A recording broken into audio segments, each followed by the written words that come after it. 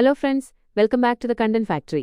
പ്രിയപ്പെട്ട ജോഡികളായ ആദിലയും നൂറയും തങ്ങളുടെ തായ്ലൻഡ് യാത്ര കഴിഞ്ഞ് തിരിച്ചെത്തിയിരിക്കുകയാണ്. പട്ടായയിലെ രണ്ടാമത്തെ ദിവസത്തെ വിശേഷങ്ങളാണ് അവർ ഈ വ്ളോഗിലൂടെ പങ്കുവെക്കുന്നത്. യാത്രയുടെ തുടക്കത്തിൽ തന്നെ നമ്മളെ ചിരിപ്പിക്കുന്ന ചില കളിചിരികൾ അവിടെ നടക്കുന്നുണ്ട്. നമുക്കൊന്ന് നോക്കാം.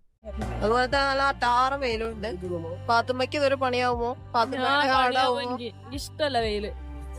ഓ സുശീല, നീ നോയിക്കോ മോളെ, നീ വെയിലത്ത് കറുത്ത് കാര്യമാടിക്കുട്ടിയായി. അങ്ങനെ പറയല്ലേ. ഇവർ തമ്മിലുള്ള ഈ ചെറിയ വഴക്കുകളാണ് വ്ളോഗിന് ഇത്രയും രസം നൽകുന്നത്. എന്നാൽ വെറും തമാശ മാത്രമല്ല, ജീവിതത്തെക്കുറിച്ച് വളരെ ഗൗരവമുള്ള ഒരു കാര്യം ആദില ഈ വ്ളോഗിന്റെ ഇടയിൽ പങ്കുവയ്ക്കുന്നുണ്ട്. അത് നമുക്കൊന്ന് കേട്ടുനോക്കാം. അപ്പോ വയ്യാതിരുന്നിട്ടും ആള് വന്നേക്കുന്നത് എന്തൊക്കെയോ ഇവിടെ ട്രൈ ചെയ്യാനാ. സോ അതാണ്, ആഗ്രഹങ്ങൾക്ക് വേണ്ടിയിട്ട് എപ്പോഴും പുറകെ പോവുക. പൈസ ഉണ്ടാക്കാൻ പറ്റും മനസ്സ് വെച്ചാല്, ഹാർഡ് വർക്ക് ചെയ്താല്. അപ്പൊ മാക്സിമം എൻജോയ് ചെയ്യാൻ. ചിലപ്പോ മണി ഉണ്ടാവുമ്പോ ഹെൽത്ത് ഉണ്ടാവണമെന്നില്ല, വെൽത്ത് ഉണ്ടാവുമ്പോ നമുക്ക് ടൈം ഉണ്ടാവണമെന്നില്ല.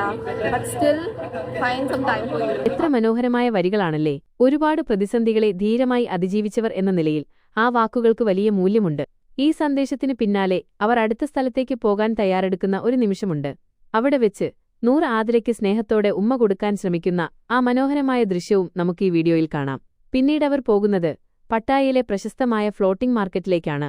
അവിടെ വെച്ചാണ് വ്ളോഗിലെ ഏറ്റവും രസകരമായ ആ മുതലിറച്ചി പരീക്ഷണം നടക്കുന്നത്.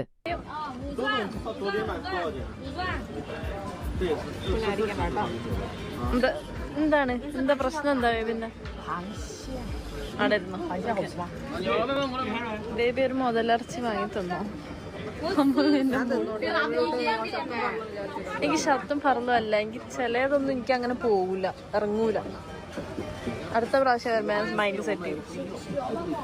ഈ മുതലിറച്ചി തിന്നാൻ പോകണം. അതിന്റെ തൊട്ടടുത്ത് തന്നെ പുഴുവും മണ്ണാച്ചനെല്ലാം ഉണ്ട്. തിന്ന് ബേബി ടേസ്റ്റ് ഒക്കെ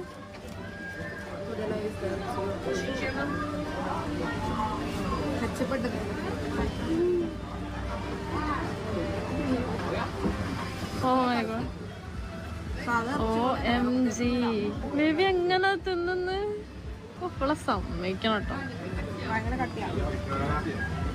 എന്താ റബ്ബർ പോലെ ഉണ്ടോ ബേബി? ഇത് തിന്നോ പുഴുവിനെയൊക്കെ? ഇല്ല ബേബി, ഇതൊക്കെ ഞാൻ റോ ആയിട്ട് ആഡ് ചെയ്യും കേട്ടോ. അതങ്ങനെ ആശുപത്രിയിലാണ്? ഇല്ല ഞാൻ പുഴുവിനെയും ഈ ഇതോ തേള് പോലത്തെ സാധനത്തിനെയൊന്നും ഞാൻ തിന്നൂല. പിന്നെ ഈ മുതലിറച്ചി. ആദിലയുടെ ആ ഒരു ധൈര്യം സമ്മതിച്ചു കൊടുക്കണമല്ലേ. നൂറയുടെ ആ ഒരു റിയാക്ഷൻ കണ്ടപ്പോൾ എനിക്കും ചിരി അടയ്ക്കാൻ പറ്റിയില്ല. ആദിലയുടെയും നൂറയുടെയും ഈ വിശേഷങ്ങളെക്കുറിച്ച് നിങ്ങൾക്ക് എന്താണ് തോന്നുന്നത്? താഴെ കമന്റ് ചെയ്യൂ. ഈ വ്ളോഗ് മുഴുവനായി കാണാൻ താൽപ്പര്യമുള്ളവർ നൂറ ആദില ഒഫീഷ്യൽ എന്ന ചാനൽ സന്ദർശിക്കുക. അടുത്ത വീഡിയോയിൽ കാണാം. ബൈ.